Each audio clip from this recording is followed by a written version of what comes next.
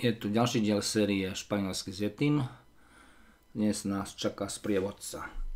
Bude to sprievodca druhou sekciou, prvou jednotkou. Spýtaj sa, ako sa ľudia majú. Hola, ¿cómo estás? Ahoj, ako sa máš?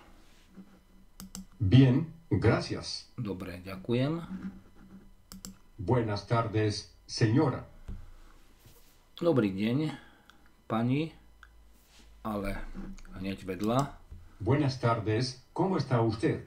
Dobrý večer, ako sa máte?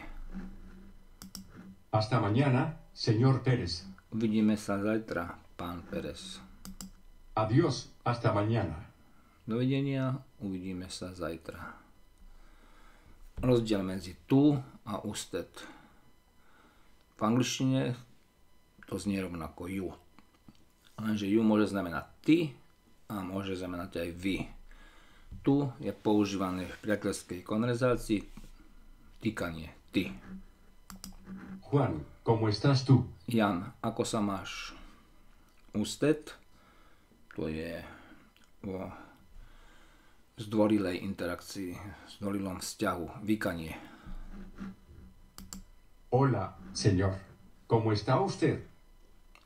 Dobrý deň, pane, ako sa máte? Ďalšie, oproti sebe ďalší súboj, ser versus estar.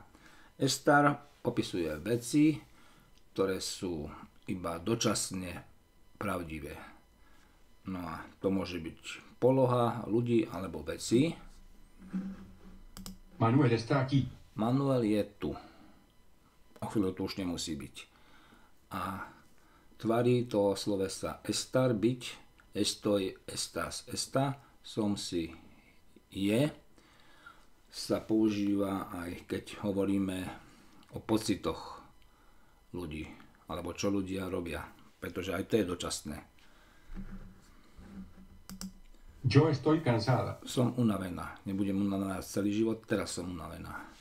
A ser, to je slovo, sloveso, byť, tiež byť, ktoré sa používa pre trvalejšie popisy. Napríklad povahová vlastnosť, to už je niečo trvalejšie. Mi hermano es inteligente. Môj brat je inteligentný dlhšie, nielen dneska.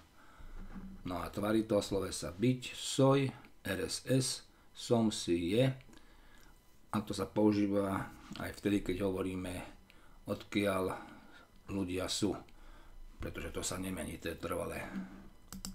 Yo soy de los Estados Unidos. Som zo Spojených štátov.